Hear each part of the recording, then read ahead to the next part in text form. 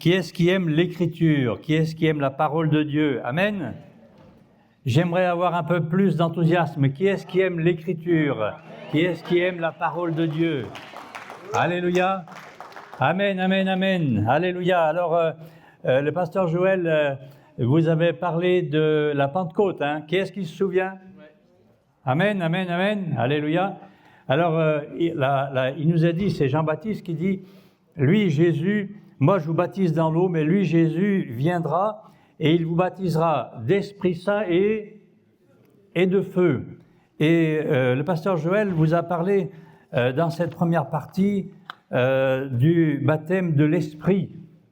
Et moi, j'aimerais vous parler du baptême de feu. Parce que je crois qu'à la Pentecôte, ils ont eu les deux. Et pour ma part, ça je vous le dis, mais pour ma part, je pense que c'est deux baptêmes différents. Il y a eu un seul événement en acte 2, mais je crois qu'il y a un baptême de l'Esprit et il y a un vrai baptême de feu. Et d'ailleurs, ça a été signalé tout à l'heure dans la prière par notre frère Éric et on verra. Mais auparavant, j'aimerais au niveau pratique vous montrer quelque chose. Qu'est-ce que c'est ça? C'est des notes. C'est des notes et peut-être que vous avez remarqué que je prends des notes à chaque réunion, chaque prédication, qui que ce soit. Et je fais ça depuis ma conversion, c'était en 1981. Alors j'en vois certains, ils font des yeux grands comme des roues de vélo, là ils disent « Waouh, j'étais pas né ». Alors pourquoi je vous parle de ces notes? Parce que c'est important de prendre des notes. On sait que quand on écoute quelque chose, on va se souvenir d'une certaine proportion des choses qui nous ont touchés. Quand on écrit ces choses, on va se souvenir d'une proportion plus grande. Et on sait que quand ces choses que l'on a écoutées, écrites et qu'on les pratique, eh bien on sait qu'on va encore les accomplir, on va s'en souvenir de manière encore plus grande. C'est pour ça que moi, quoi que ce soit, il y a des choses que j'ai entendues 100 fois, mais je prends des notes tout le temps parce que ça m'aide à m'imprégner de la parole de Dieu. J'écoute la parole d'un prédicateur, du pasteur Joël, eh bien je vais noter ce qu'il dit. Et voilà, il est parlé du baptême du Saint-Esprit, et j'ai noté, vous recevrez une puissance. Voilà ce qu'il va dire, le pasteur Joël. Il vint un vent violent. Voilà ce qu'il nous a dit dimanche. Le mot saint, agios, le grec, l'esprit, c'est le vent, le souffle, le pneuma. Jean 20, Jésus souffle sur les disciples, d'abord un souffle de Jésus, ensuite acte 2, il envoie un vent violent. Oui, c'est tout des notes que j'ai prises. Et on pourrait continuer, hein? Parce que c'est important de prendre des notes, parce que c'est important d'imprégner son cœur de la parole de Dieu. Hier, nous étions à faire de l'évangélisation de rue, alors j'adore ça, moi, aller rencontrer les gens. Et puis j'avais un frère qui était avec moi qui dit « Mais waouh, qu'est-ce que tu connais des choses ?» Et en fait, je les connais parce que je les ai fait imprégner dans mon cœur. Amen. Mais ça, c'est un travail, c'est une façon de faire, c'est un désir. Alors, j'aimerais savoir, est-ce que tu as le désir que la parole imprègne ton cœur? Amen, amen, amen. Alléluia. Alors, on va voir la deuxième partie de la Pentecôte, hein, et on va reprendre ce texte dans Luc, qui dit, Luc 3, du verset 15 à 17. Moi, j'utilise la version Colombe, un second Colombe, et Luc 3, 15 à 17.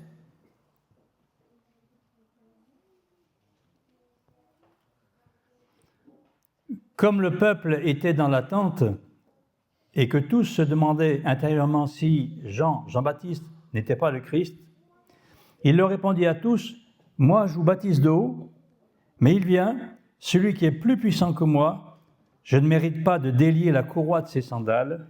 Lui, il vous baptisera d'Esprit Saint et de feu. Et il est précisé ensuite, il a son vent à la main, il nettoiera son air. C'est-à-dire que l'Esprit est une puissance qui vient pour que nous soyons des témoins. Ça nous a été dit dimanche. Nous avons été créés, nous l'Église, pour être des témoins. Et témoins comme nous étions encore hier, à aller dans les rues, mais ça peut être aussi chez toi, ça peut être dans ta maison, où tu parles avec ta famille, avec des amis, enfin, peu importe. Mais nous avons été créés pour être des témoins. Mais il n'y a pas que ça. Puisqu'il a dit, il a son vent à la main, il nettoiera son air. Et donc Dieu veut nettoyer ton air, nettoyer ton cœur. Le feu, ça brûle. Le Seigneur, il veut cramer ce qui est à l'intérieur. Il veut cramer ce qu'il ne veut pas en toi. Il veut totalement liquider ce qui est en toi. Et vous savez, eh bien, non, tout à l'heure on parlait de racines. Eh bien, les racines, vous savez, quand les racines sont brûlées, parfois l'incendie va tellement loin que ça brûle la végétation et ça brûle aussi les racines. Et qu'est-ce qui se passe? Eh bien, si les racines sont brûlées, eh bien, ça ne repousse pas.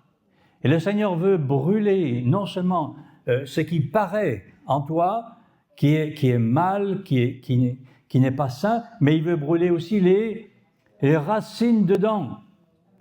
Dieu veut changer ta vie, mon frère, ma sœur. Dieu veut changer ta vie. Alléluia. Est-ce que tu veux dire à celui qui est à côté de toi, Dieu veut changer ta vie? Il veut brûler les racines. Il veut brûler les racines. Il veut brûler les racines.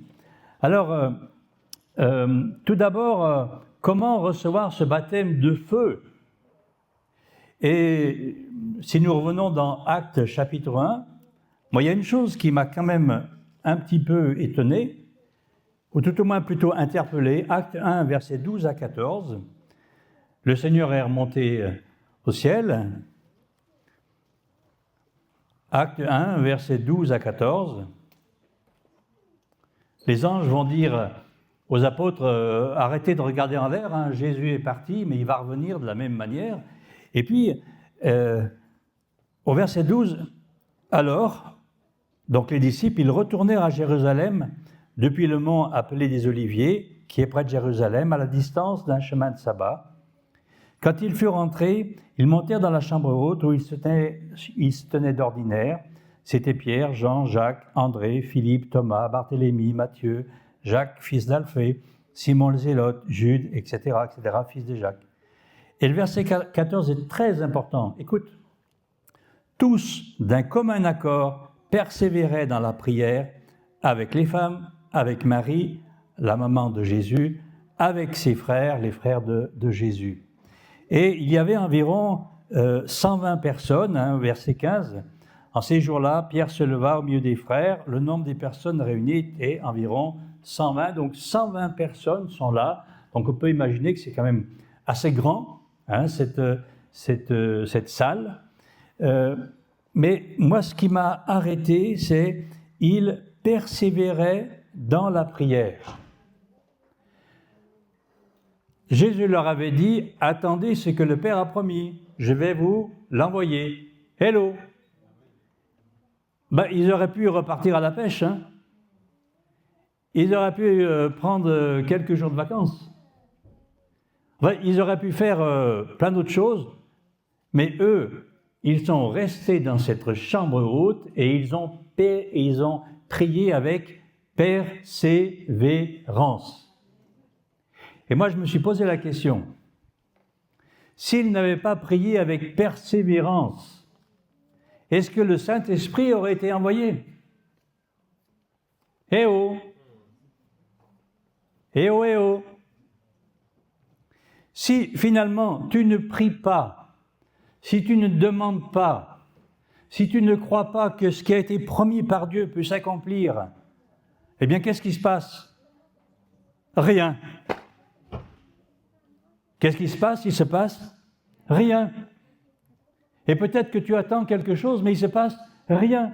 Pourquoi il ne se passe rien? Parce que tu ne pries pas. Parce que tu ne pries pas avec persévérance. Et très souvent, nos prières, eh bien, elles sont vraiment trop courtes. Parce que quand il est parlé de persévérer, ça veut dire qu'il y a des efforts à faire. Il y a des efforts à faire. Il y a des efforts à faire. Il y a des efforts à faire. Et la prière, eh bien, elle demande des efforts. Excusez-moi, mais ma nature, ma chair, la chair de Bernard Verne, n'a pas envie de prier. Oh, un pasteur qui n'a pas envie de prier. Quand même, hein? Hein, Christelle, vous allez être baptisée, Fatima, c'est pas normal, hein? Ben, vous avez devant vous le vieux Bernard et le nouveau. Merci, Elio. T'as dit amen pour le vieux ou le nouveau? Vous avez le vieux Bernard, celui qui ne veut pas de Dieu encore, celui qui n'est qu'humain. Eh bien, il ne veut pas prier. Il veut retarder, il veut ou prier courtement. Voilà comment est le vieux Bernard. Mais le nouveau, il sait qu'il faut qu'il prie, qu'il prie, qu'il prie, qu'il prie, qu'il prie, qu'il prie encore, qu'il prie, qu'il prie, qu'il prie, avec persévérance, qu'il prie, qu'il prie, qu'il prie, qu'il prie, jusqu'à ce que Dieu a promis s'accomplisse. Je vous dis qu'il est toujours trop tôt de vous arrêter de prier. Est-ce que là encore tu peux le dire à celui qui est à côté de toi? Il est trop tôt de t'arrêter de prier. Amen.